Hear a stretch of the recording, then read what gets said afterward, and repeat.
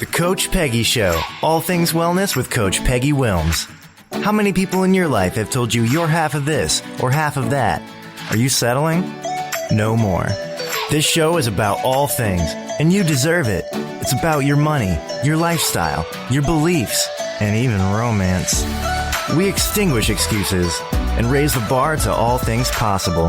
It's time to use your ATM. You know, your all things mindset. Welcome to the Coach Peggy Show. Bold, badass, and never half in.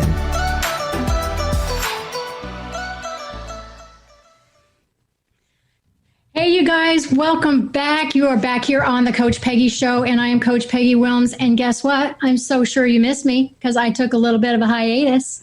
I just went away for 3 or 4 months and decided to tuck myself in, I guess, with this COVID thing. On All Things Wellness, you are going to hear me about, you guys, we talk about whether it's finances or whether it's your heart and forgiveness and connecting or nutrition or exercise. It's the gamut. We have good times. And when I was coming back, I want to tell you a real quick story before I welcome my lovely gal here. When it was March, and I don't know if I was aligning with COVID or what it was, but I had how you have this crash and you don't see the red flags coming. And that's what happened to me. So I didn't see the flags coming where I was getting tired and wasn't feeling good and getting overwhelmed and going really wide. And guess what happened? Everything crashed. And in order for me to recover, I had to pull the plug on literally every single aspect of my life, including you guys, my radio show. I called my clients. I canceled. I stopped everything. So my point, I realized I was a human being. I had to seek forgiveness. But honestly, Misty was supposed to be on my show back late winter, early spring. And I know that the timing is perfect. Reverend Misty Tyme is here with me because I didn't get a chance to pick up the book. And now the timing, because when I read this sucker, I kept thinking of myself and I didn't feel selfish. I kept thinking, I'm going to forgive myself right now. And that's just the way it is. So you guys, thank you so much for tuning in. I'm here with you every first and third Tuesday, 6 Eastern. You guys, I want to give you a heads up on this girl. First of all, if you fall in love with colors before, this is the book for you. If you love, like I do, because I'm kinesthetic and tactile. So I like to write a little. I like to look at cartoons, and I like some sense of humor and a storyteller. This chick is for you. Master storyteller. And she had her, what does she say? Take it punched. She has some really good metaphors.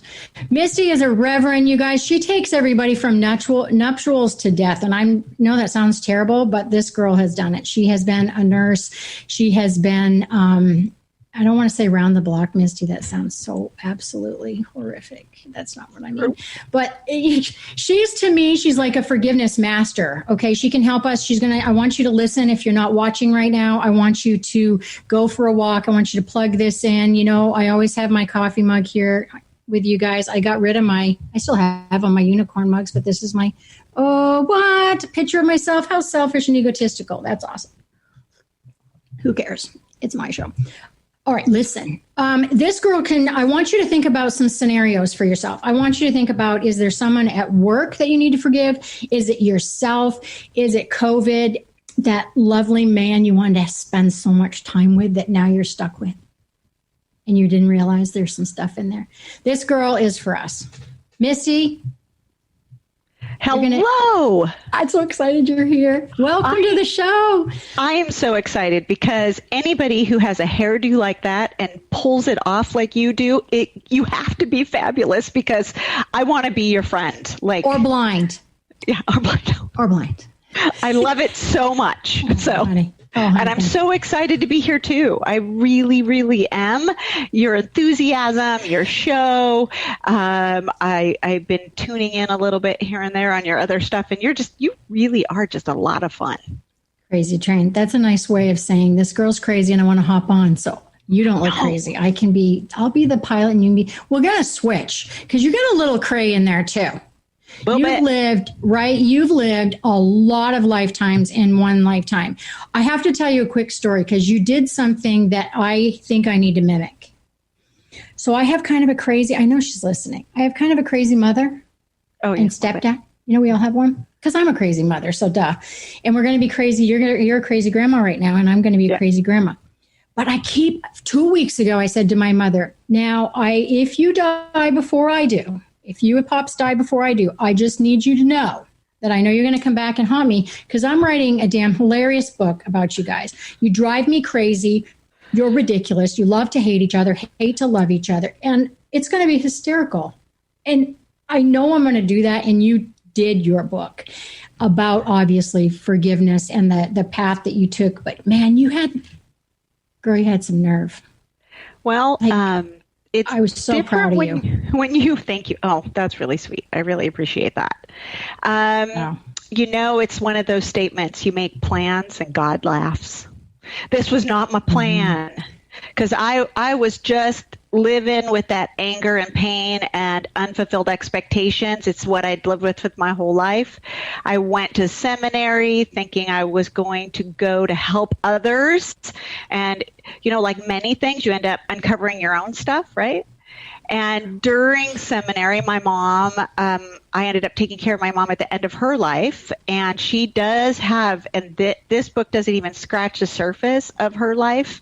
Yes, I talk about her 6 husbands and that whole thing. And she was stunningly beautiful. She was a performer, but she always had, you know, a martini in one hand and a man on the other, which is great at a party, not necessarily as your mother. And so I do talk about her in this book and also an upcoming book. But I really, if I wrote down all the things, I know it's true. They can't make this stuff up. Like where did that, you know, like this would be chapter 1. Yeah, right? That would be. Have like she was married to a gangster. Like it's like the mob. You can't write this. I mean, you can't make it up. You can write it, but you can't make it up. You can write it, but yeah. Because that's what I was thinking of when I read it. I read a lot of books, and sometimes when you have a radio show, you know, or you're a host of a podcast or whatever, people will come to you and say, "Can I be on?" And then there are people like I sought you. Your book didn't show up. I said, "Misty, send me a book." And when I sit down to read the books, often you're looking at them like, "Where's the to-do list? What do I have to do? What do I have to learn? Where do I tag things?" And yours was one of those where I sat down and read it. Thank you. It was. Like I said, it was a storyteller. I had my coffee and I was reading. I was like, damn, girl. But what I love about it and what I try to do is you're teaching without people maybe necessarily knowing you're teaching because you're weaving all that. Because that's always the best, right? Yeah. If you can learn from somebody else's story by kind of realizing, oh, I have a little bit of that. How did they get through it? They seem okay. How did they get to okay? Mm-hmm. How did they get to happy again? Yeah. And that whole thing. So, because I had mentioned my mom died while I was in seminary, which couldn't have been more of a supportive place, right, to be during my last year of seminary. But in the book didn't come because of my mother. It became because of my twin brother. So I didn't come into the world alone. I actually came into the world with someone else. We were super premature, and this was 1966, people. We are lucky that we are alive because we weighed 5 pounds together. And so we were super little, and we were born into not just a perfect little family. I mean, who out there, do you have a family? Oh, yeah. No, yeah, exactly. I just was put on this earth. I do not have a family. Right. No, I want to interrupt just now because if it's okay for me to say, can I just say what just happened in your real life? Because it's a really big aha question to the little girls. You're a twin. You were premature. Yeah, you know where I'm going. Now you just had twin granddaughters who are also premature. It's like very epigenetics premature. On overload here. Yeah. Yeah, and it's funny because my son and his girlfriend who are having the twins together, my son is actually one of my adopted children. And so we kind of joke like that. We're like, it doesn't matter. You're still getting the twin gene. That's amazing. That's pretty amazing. So you and Glenn, because Glenn's your brother, you guys... It's very interesting because you were buddies for such a long period of time and really needed to be, right? Because it was kind of this tumultuous situation at home. And then there was a little bit of a twist, a little pivoting going on there where you kind of, I I just look at it almost like you were saved in a sense. You just made such a conscious effort without knowing, it was mindless, that you were just like, yo, I'm not going to be like any of these peeps and I need to do blank. Right. And so lots of the times when I'm either doing speaker events or talking or teaching on this, I usually start my anything with, hey, who here has a family? Oh, yeah. Because when we're talking about forgiveness, our first teachers, our first best friends are our family. Mm-hmm. And we have this innate DNA connection, and we want our family so desperately, even if our family is messed up. That's the piece about children. Children want that family. They just want the people to do better and be better. So that was the family that my brother and I were born into. So we were, first of all, on overload, on protection, right? We were growing up in a little bit of a tumultuous kind of situation. My mom was married 6 times, like I mentioned. So there was different men in and out. My mom, she loved more than a martini, about 5 or 6 a night. So right. there was alcoholism. Highly functioning. I know, highly functioning, super hardworking woman. Right. But it's I can't have a glass of wine without going to sleep. So I don't know. But ultimately, it made for a really difficult life. And when my brother and I, that you mentioned, John Glenn, when we were little, he was my best friend. Mm-hmm. We were, by the way, adorable. And my mom was a good mom in some senses and not in another. So we had the matching clothes, that kind of stuff. But you can imagine the chaos of alcoholic home. We would be hiding in the closet together because of the chaos going on in the living room. And then, as you mentioned, over time, things changed. And what changed was, in our teen years, my brother started to turn into the people we used to hide from. And she kind of attracted the same type of person, even though there were multiple pals involved here. Right, exactly. So he kind of had that learned-ish or something behavior. Right. And if you talk to families that have a lot of dysfunction, I mean, as far as I know, I've never met a family that doesn't have something, but big dysfunction, you get different layers, and kids act differently. They choose different things. Some choose the same path. Some choose the absolute opposite path.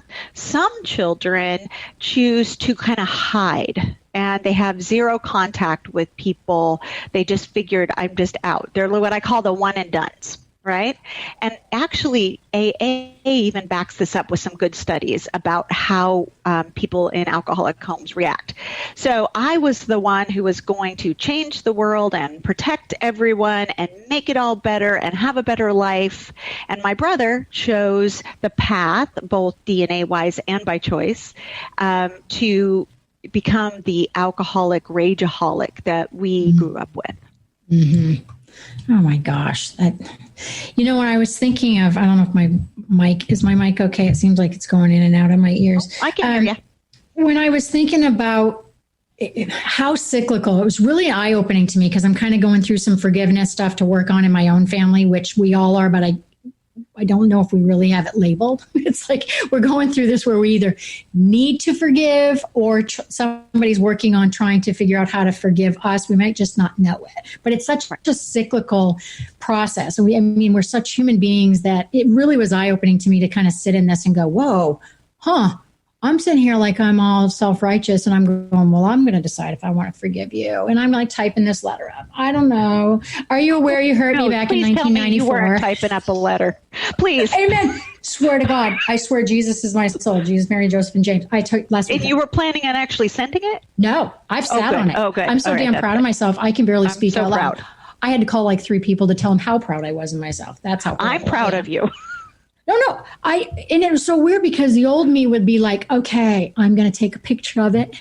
I'm going to call 3 people because it was so like, you've hurt me and I want to work through this forgiveness. And I'm coming from a loving place. However, I still had that kind of ego where I was like, oh, by the way, there were these 3 things that I'm also upset about that I want to share with you. Well, Peggy, I think it's really important that right there is a perfect place to interject the confusion around forgiveness. So I know I was confused. I was so confused. And I had gone to seminary like forgiveness is kind of a thing, right? Right. But the problem was that when you're looking at forgiveness, it's twisted, it's turned around, both in our society and in religion.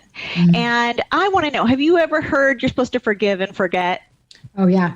Oh, yeah. And I wrote, I'm not going to get ahead of myself. Something else I want to talk about in a bit. Keep going, G. Okay. Because ultimately, elephants and people, we don't forget. And there's good reason for that. And it's actually forgiveness means that, yes, you can acknowledge what happened. It teaches you lessons. If you forget, what happens? We walk right back in it again.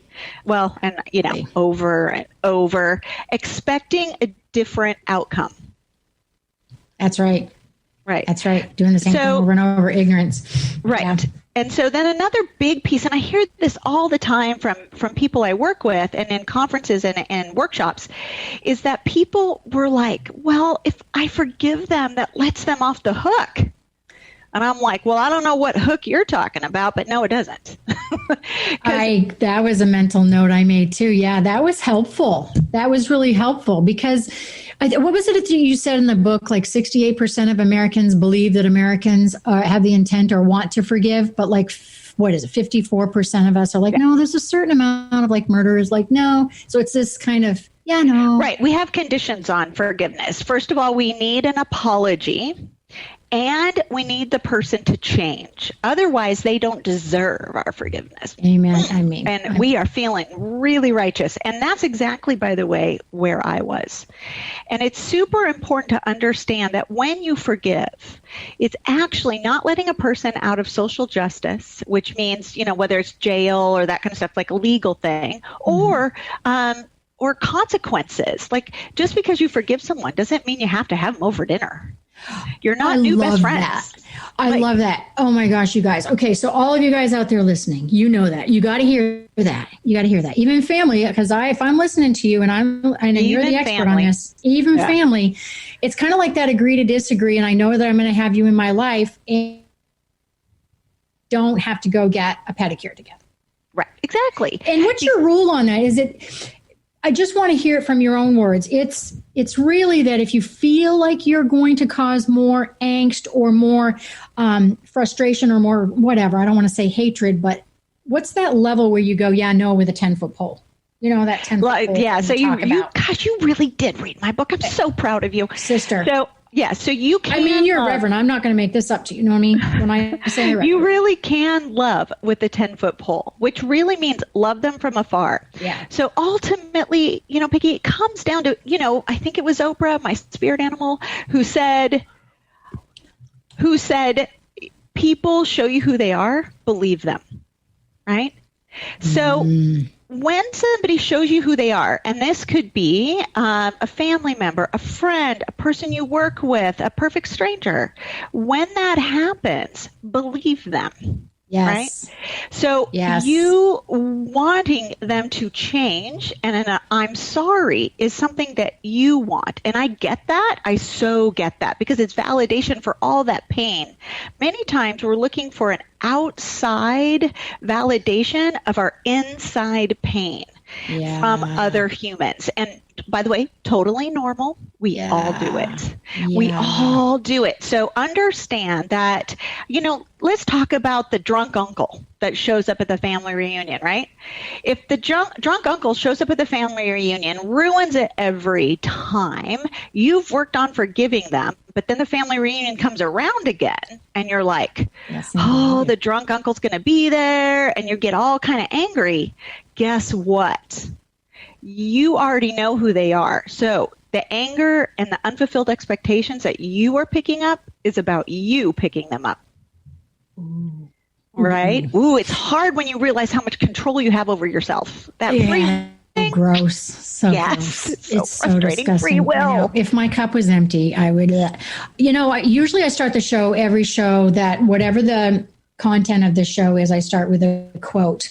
And I just wanted to go back up because this one meant something to me, but now it even means even more. And the quote that I wanted to start with is, forgiveness doesn't excuse others' behavior. Forgiveness prevents their behavior from destroying our heart. Right. Right. But it's like, Because the drunk uncle's going to show up, man. Because to come, I don't want to invite him. I don't want to invite him, Misty. I know. But so say the rest of the family says, oh, he comes every year. It's what we do. We only see him once a year. And you say, well, I can't be there this time because why? I'm sorry, and you can be very kind. That's the other thing that I talk about. Forgiveness lets you be kinder. Because you can now say, oh, I just really hope you all have just a fabulous time, send flowers, do whatever. But if you want to protect your heart, if it bothers you that much, then it's your responsibility to not show up. Now, is it fair? Well, last time I checked, the fair is in August, and right now with COVID, there's not even that. Right, no fairs. Right, so there's no fair. Right. But you are in charge of you, and you can forgive your uncle. And actually, empathy can actually sneak in for him, darn it. And that's what happened with my brother when, and we didn't really get to the part where what happened and why this book happened was because 6 months after my mother died, my twin brother took his own life. And I used to think that when my brother died, I would be okay with it because we didn't really have much interaction. He wasn't a great human. I was really angry at him, and I understood grief. So sure enough, I got the call. It was too late. He was gone. And at that moment, and this happens in many people's lives, that moment I had to give up the hope that he would be better and do better. That unfulfilled expectation, I was left with, yes, grief, but anger and pain and a lot of sadness. And I had to give up the hope that he would magically change and be the brother, he was supposed to be to me. Yeah. It was such a hard based thing to on do. what you wanted him to be as a brother, right? I mean, even society says he could have been a little bit. I mean, by the way, most right. people's expectations, and I say most because some people really, but most people's expectations are generally reasonable. Yeah, and mine was reasonable, that he would not be an alcoholic, that he would not be a rageaholic, that I could trust my kids around him, that all the things, perfectly normal expectation. Man, that's really good. The whole expectation thing is something I can look back and I go, gosh, if I just known that, because I have unrealistic expectations on myself. So I'm not going to use that same. Yeah. But I mean, when I think about the tools and the strategies I use to try to keep meeting my own goals, which don't even make sense to even myself. And I'm going to go, oh, these are a different set of rules for someone else. They're so unrealistic for myself. I know I'm setting people, not only them, up to fail. The skill or will that you talk about. If I'd had that 20 years ago where I could go, what I think is right might not be right. Is this there? Do they have even a skill to meet what I think is the expectation? And do they have the damn desire, to be honest? Do they even have the will? Is this a good time to dig into the skill and will? We're going to come back because I'm going to ask you, let me cover one thing before we head to break. See, this is why I don't have anything directly in front of me, because I freewheel. I just go off-road. I'm good with it. If ever I'm talking and I'm not on your exact algorithm, just say, yo, lady. That's good. No, I'm okay. Good. All right, you guys. So we're going to take a break. Misty's going to come back. We have all sorts of things. She has this very amazing algorithm, some steps that she's going to take us through, and many more lovely details.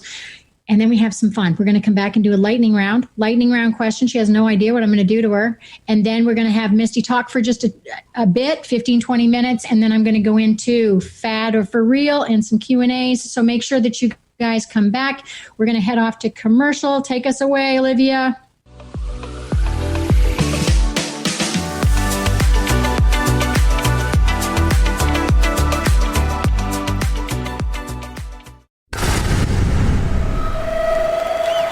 Welcome to the Dr. Pat Show, talk radio to thrive by. I am so thrilled to be talking to all of you. We have got talk radio for all of us. Are you ready and willing and able to accept all of the abundance you can muster up in your life?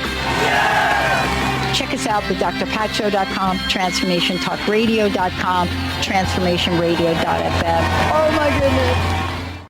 I have had such a good time on Tales from the Merworld Radio. It has been an opportunity for me to expand myself so dramatically and become much braver in my voice to speak about the things that I'm passionate about that are a little bit out there. Your staff is amazing.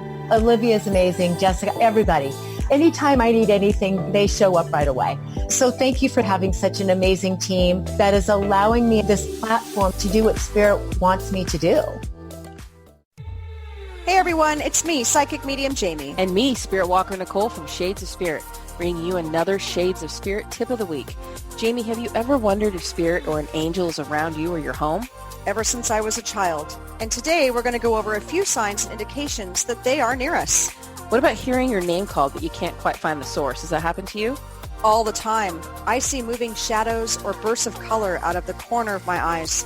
I'll have objects that go missing and then turn up in the most random places. Especially when you're trying to get out the front door.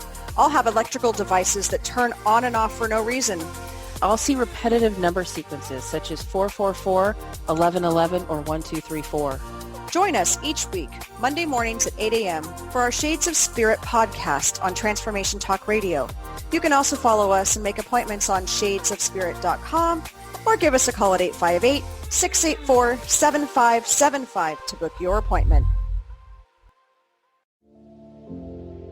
Listen up. The wealth you receive is a result of your personal relationship with the soul of money, meaning your spiritual well-being affects your ability to create abundance.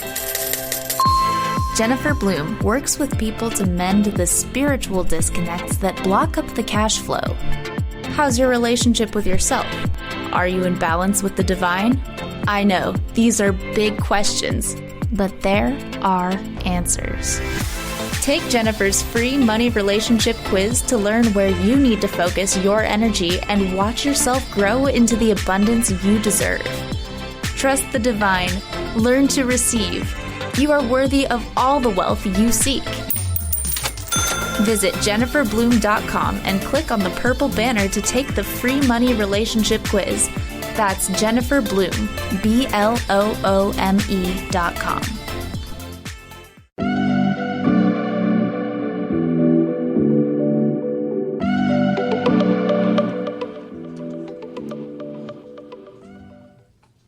Hey, you guys, welcome back to the Coach Peggy Show, and I'm Coach Peggy, and I'm telling you what, we're having a great time here with Reverend Misty. We're talking all about forgiveness, and you know that's a big subject right now. I was, before I was coming on the show, I was thinking of what is the lane, like what's the place in my life that I've had the toughest time with forgiveness, and it is my professional world, to be honest, and I did not expect that. Maybe you guys who are listening, I don't know whether it is relationships, kiddos, or whatever it is, but I was like, what's up with that? And I realized that my expectation of how I should be treated, or I should be respected, or I should be paid, or my 100 hours this week should be recognized. Well, not only did it align with my love language, which is words of affirmation, but I realized, did I leave all those times because I couldn't forgive them for the way they treated me? Or it was just kind of this aha in the workplace, but it's still the same way. This algorithm is and it doesn't matter, right? Well, which lane you're in. I really wanted a tool because I had worked in the medical profession, I had been in corporate, and algorithms are just simply a step-by-step process to solve a problem. And I had a problem. We mentioned before we left for break that my problem was grief, unfulfilled expectations, deep sadness, and I wanted to feel better. So I had a problem I needed to solve. So I went into research mode, and that's how the algorithm came up. I also believe a little bit of a God download there. Well, you've had multiple hats that have helped you. I mean, just your profession has helped you. You have to admit that it's helped you, because not only the research piece you could dive into, and I know I'm just trying to picture myself kind of doing that. It's like almost like if I could have separated emotion, because I do a really good job at that. I think I'm number 4, girl. I'm like the one and done. I can't tell you how many people have one and done. Oh, so you took the quiz. Piss me off. Block. Oh yeah, I'm like I'm blocking her. I can't reach her on Facebook anymore. And that's just I've grown a little bit out of it, but that's me. You've heard me. Peace out, Girl Scout. Wow. I'm so proud of you for being able to acknowledge that. You know, we're all a little bit of them. At the beginning of the book, I do a fun quiz. You can also find the quiz online and all that stuff. It's a lot of fun. So let me just say, a one and done, I use a door as an example. So you're shut the door, you cross me once, you are out, girl or guy or whoever. And then you have the, oh my gosh, why am I blanking? I should know them all. Oh, no. I have the book in front of me. So okay. you have the one and done, you have the best one is the roll off your back forgiver. The duck, I just got the duck one. The one with stuffer the duck. And the non-forgiver. Yeah. And the stuffer. Yeah, and the why? What's going on? And the revenge person. The revenge person. Revenge is we all do it. How many times have somebody tried to call you and you look at their phone and you know it's them and you're like, I'm just not going to answer. I never played that game. The roll off the back one. I kind of maybe that I think I'm just a little in the stuffer. I probably am kind of disconnect from stuff, but I went to the one and done because I got stuck on your question with kind of the legal place, right? So it's like when somebody murders, I'm like, they did wrong, and that type of stuff. And if they did wrong to me, but I still go to the faith side. Like you said, faith is belief that you can't really see happens, right? But we still want to have faith. So I still have to believe that I want to forgive them, I guess, but. All right, let's go through this. So talking to me, we were talking before break about the skill and the will, because that was eye-opening to me. And then let's go through your algorithm or however you'd like to kind of talk about these steps. So I think the reason most of us humans get stuck in forgiveness, it's all about expectations. And we kind of touched on that earlier. And the fact is we all have them. And if anybody says, I have no expectations for anyone, I always kind of side eye and I'm like, hey, how's that going for you? Because it's not possible. We have expectations of everybody all day long, of ourselves, of the person taking care of us at a restaurant or a hotel or customer service. We have expectations of our partner in life. We have expectations of our family and our friends. And when they don't meet those expectations, that's when we pick up unforgiveness. So another problem with forgiveness is people think that it's supposed to happen magically, like just quick and done. News, you usually don't pick up unforgiveness, that pain, anger, sadness, unfulfilled expectations quickly. I guess if I came up and whacked you in the face, you'd be instantly angry. But those instances are really rare. Right. It's usually something that happens over time, especially in love relationships or work relationships. I mean, how many people out there have started a job and say, this is going to be the best job ever. And then on the day that you're walking out, this was the worst job ever. I can't handle any of those people. Exactly. Right. Because your expectations weren't met. Now, were your expectations too high? Maybe, but it's important to understand that you have expectations. And when somebody doesn't meet them, that's how you pick up unforgiveness. Now, what I talk about a lot is will and skill. And I bring in examples of my family. My biological father. It's super common when a parent leaves. A child has an expectation, and it's naturally built into us. It's like in our DNA that our parent will love us and be there for us. And then as we grow up, and if that parent is not there, or they're not the parent that they should have been, like my mother, we pick up unforgiveness over time. And that is because we want them to do better and be better. Very common in marriage relationships when you're on the altar and you're saying all the vows and you truly do believe that. You really do. But the problem is some people don't have the will or the skill to meet your expectations. And it's super important that I clarify that. So what do I mean? Some people don't have the will. They plain old don't want to. Hey, have you ever just not wanted to do something? Right? We all have. Yeah. Right? Some of us don't want to.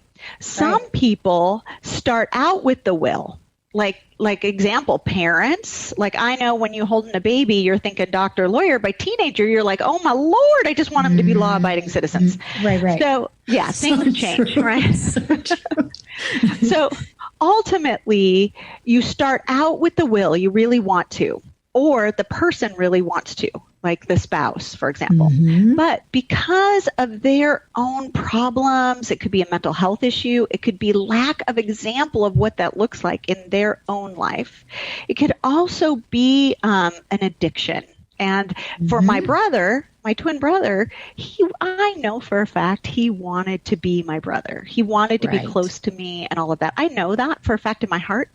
But because of his addiction and mental health issues, plus the abuse he suffered as a child, he just didn't have the skill. He just wasn't set up for success, for sure. Right. So lots of people start out with the will, don't have the skill, and lose their will. Very common in marriages. And that's when they're like, I'm out. I want a divorce. I can't do this. I want to go do 100 other different things and all the things. Or a parent who leaves a child, unfortunately. Or very common in a work situation, like you mentioned, they start out with the will. They get there. They don't have the skill to actually do the job. True. And then they lose their will and they become the worst employee ever, right? And so they need to be led to another job that is better for them, that have a skill for. And then their will stick longer. So it's super important. And this is what I love to talk about the most, is when you're having a problem with someone, ask yourself, do they know my expectations? Do they have the will to meet my expectation? And do they have the skill to meet my expectation? Super important, because some people have the will, don't have the skill, but they really do have the will. So good news, they can learn the skill. Isn't that awesome? Yeah, especially it's that expectation. And sometimes I don't even know if we know our own expectation. You know, we kind of get stuck in that Lifetime movie of, you know, families all coming together for, you know, both sides of the family. We're going to get together for Thanksgiving. And when everybody gets married, there's still going to be 30 of us there and we're all going to get along and everything. And it's like, that isn't even it's just unrealistic even for that can for be ourselves. Unrealistic because you're not taking into account everybody else's expectation. Absolutely. And a lot of we're not going to sit down and say, hey, this is our expectation meeting. I mean, it just isn't something that everybody... We don't, but we should. We should. So I mean, we should. We should have expectation conversations. Oh, I like that. Yeah. I like that. When you went through the book and you determined, and we missed the lightning round, so we're going to do it at the end. I know, Olivia, you're like, oh my God, I put up the lightning round, and that's so fun. We're going to do it at the end when we get ready to let her go. What I loved about this is you could see kind of your science and the, you know, a lot of us are visual. So that algorithm's just like, you know, even the way you connect the dots on your cover, and it just is very methodical. And so the specific, I got my book right here, but you'll remember. So let's go through, you know, the whole thing where you're gathering the resources, which I love the research piece. So talk to me about the algorithm part. So the algorithm, is a step-by-step process. So what I do is I lead a person through their story. And I talk about, give me the facts. Just give me the facts. Because I know that I do this. I add all this emotional layer to the facts of the problem. So I have them write their story, but stay in the lane. Don't get off in the gravel.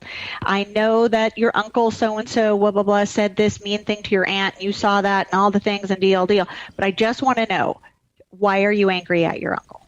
Or why are you angry at your brother? So, and I want to know your story. Then I also have them look at the person that they're upset at, if it's that situation. Look at their story. And this is when it changed for me. This is when I actually was a little irritated because all of a sudden I had empathy for my brother. And I was like, no, I can't stay angry if I have empathy. So ultimately, I know what kind of life he had. And it was abusive and it was difficult.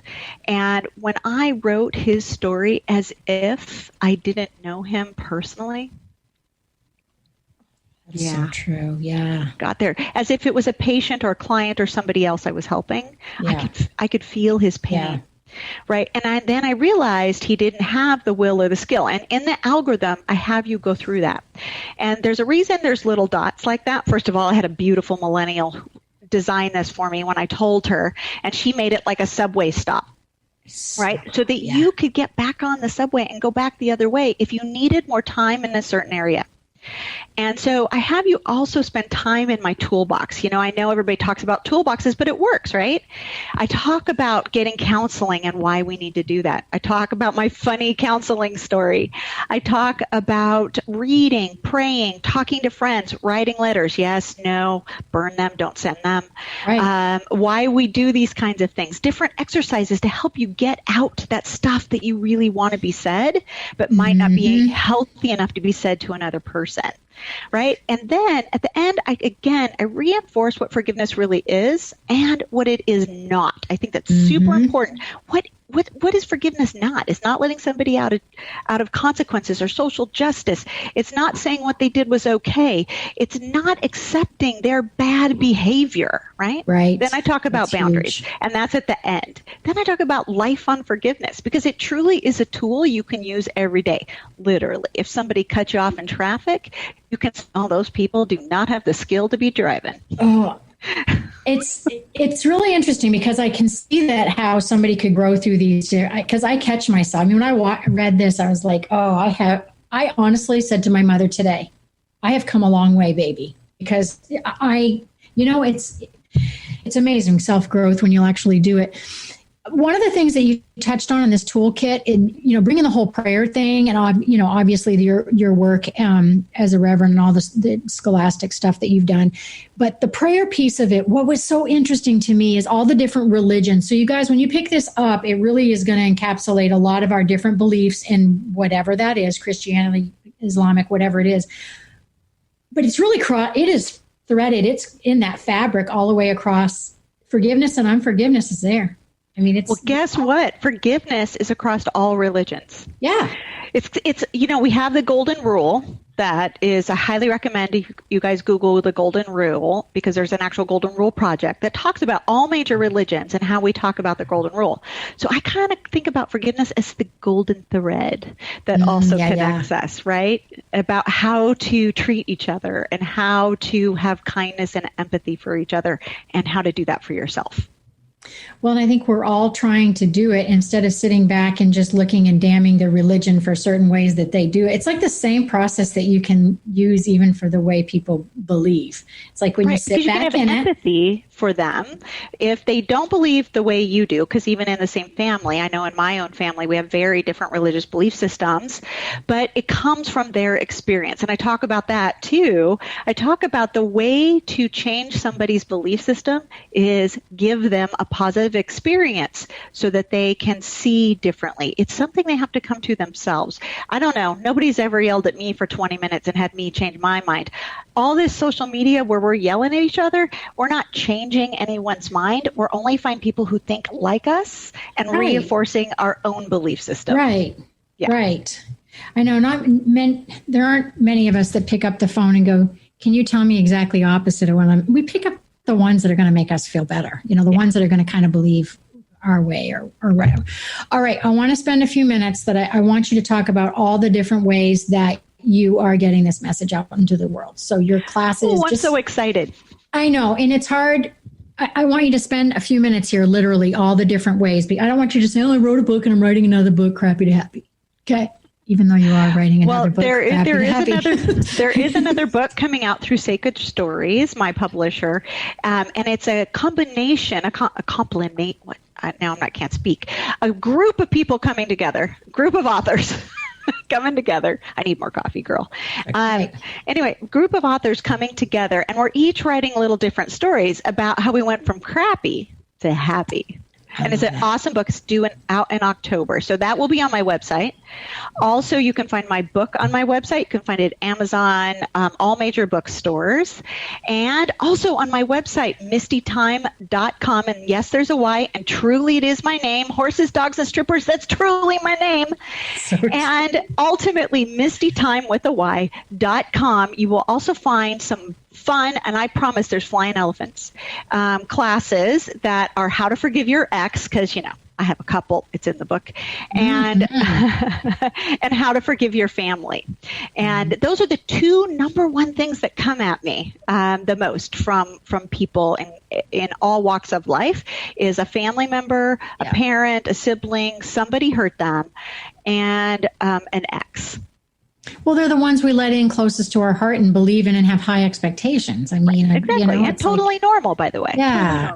Because you really believe they could be and do all the things, right? I really do. I'm forgiving you for the last time. Yeah. Whatever. Yes, Whatever. Exactly. Okay, so you're giving away $10 off with a code if they had watched the show for one of your classes. So how do either one of my classes, they can choose either one. Okay. All they have to do is put in the code PEGGY. That's so nice of you. That's so good. That's awesome. Okay, so what is next for you? I want to give you a couple of lightning round questions. Why? Because we forgot it. So, Olivia, you did great work. Okay. Here's some lightning round questions. Okay. I want to know what one of your guilty pleasures are. Okay, it's true. It's Netflix and dark chocolate. Let's just be real. Oh, I'll do the Netflix with you, but I'm going to bring a donut. Is that okay? Oh, I'm good with the donut too. Yeah. Okay, good. Binge watching, no problem. Okay. The next one I want to know is pop music, rock music, or rap? Pretty much everything but rap. Okay. Yeah. Yeah. Yeah. Yeah. Pretty much all of it. I love all of it. I can't, even though my mom was a professional singer, I can't even hum on tune. Oh, well, it's because you have so many skills in other areas. Okay. Last one. What compliment do you have a hard time accepting? Wow, that is a fabulous question. I think the number one compliment I have a hard time accepting is from my ex-husband's family. I kept his kids. Didn't keep him, but I kept the kids. And they are always thanking me for that. And I always like, stop. And I don't take that compliment very well. So that's super personal. So thank you. Do you think that that's because, I know that's lightning, it's supposed to be really fast, but do you think that's because you feel like it's a duh, like I should be, it's the right thing? Right. Duh. Yeah, that's how I feel. But I understand from their outside view that because their biological mother's never been in their life and that they were like, but you didn't have to do that. That's right. And I'm like, no, I didn't have to do that. But I promised him I would never leave, and I haven't. And that's why I'm in a hotel room right now with my grandbabies in a big hospital. Man, I'll tell you what. Well, I don't make stuff up if you've seen any of my stuff. I'm a Yankee. I'm from New England. I try really hard not to cuss online so that I don't get sued. But I'm just telling you, when I say I've read a book, and I've literally applied it, this is one of them for sure. And I appreciate and I look forward to anything else that you do. And you guys go ahead and grab it. And if I can do anything else to connect you with Misty, reach out to me. And we are going to take a break. And thank you so much. And good luck with those grandbabies. And they're going to flourish because they have access to you. And I really respect what you're trying to send for a message in the world. So you're pretty awesome. One quick question. What's your big call to action? So throw a call to action out there. My big call to action is to check yourself. So understand your expectation and understand that some people don't have the will or the skill. So next time you even slightly get irritated, ask yourself, do they have the will or the skill? So check yourself. Okay, I'm going to get a t-shirt, a hat, a mug, a keychain. My whiteboard. Let me make those really quick. Hey, I'll buy them. We'll sell them. That'd be great. Okay, Misty, thank you so much. And I will catch up with you soon. And everybody, we are going to be right back. So don't go away. We're going to talk about fad or for real. Super excited. And we're also going to talk about, I've got a Q&A. I want to come at you. So Olivia, take us away.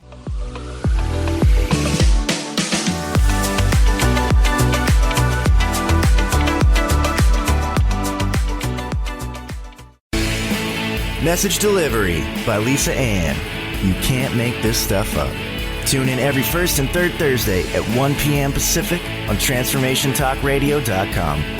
Message Delivery is an inspirational show about the journey to enlightenment and spirituality.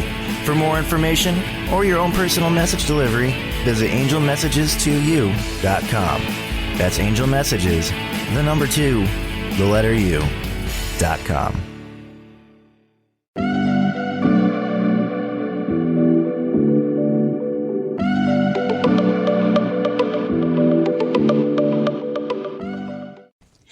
Hey, you guys, welcome back. Misty is so cool. She decided to hang out. So, if you see her face, I'm not I can see your face, so I'm sure you can see your face. Anyways, okay, you are back, and it's so exciting. My big takeaways, I'm sure that you realize what they were.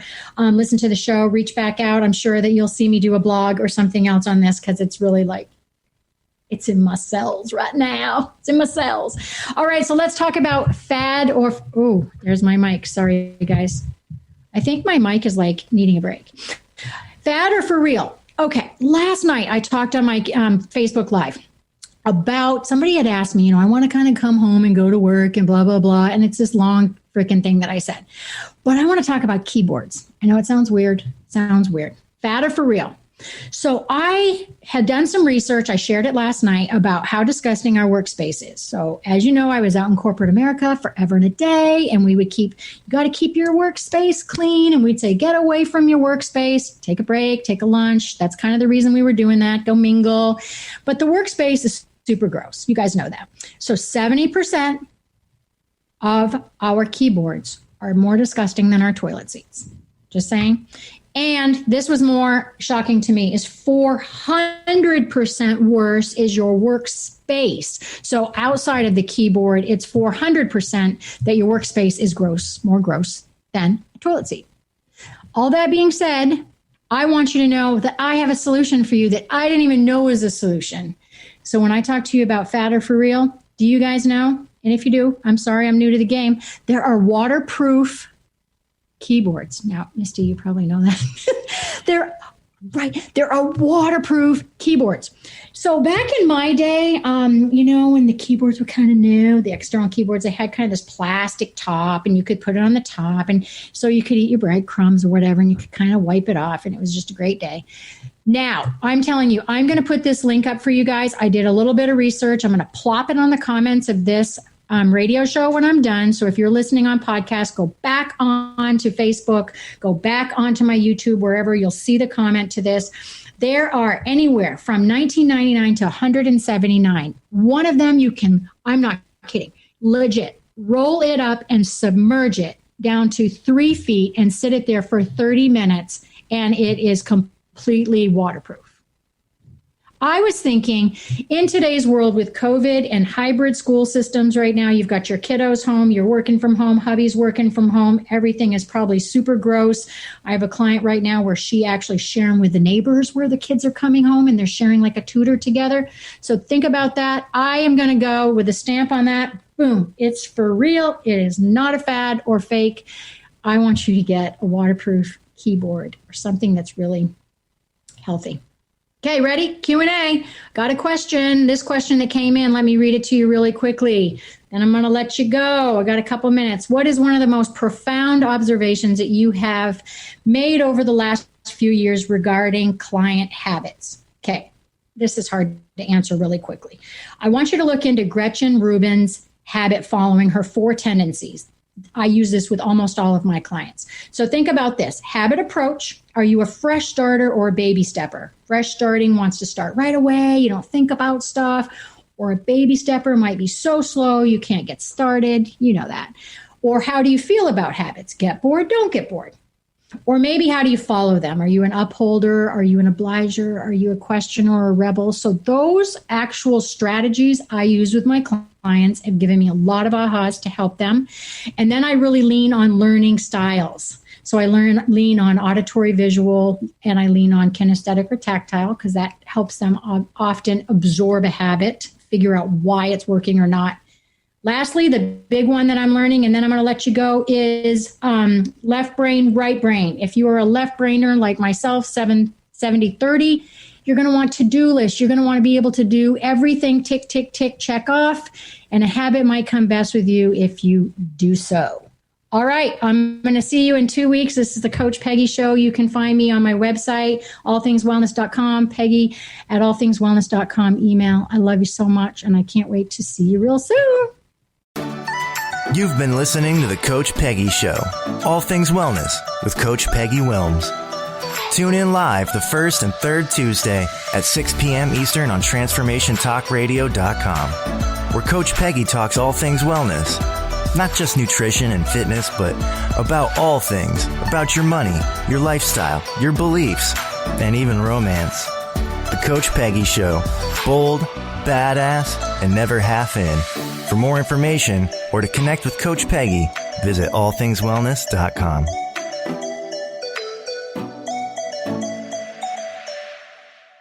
Views expressed on this program are those of the host, guests, and callers, and do not necessarily reflect the views of the station, its management, or advertisers. You're listening to Transformation Talk Radio.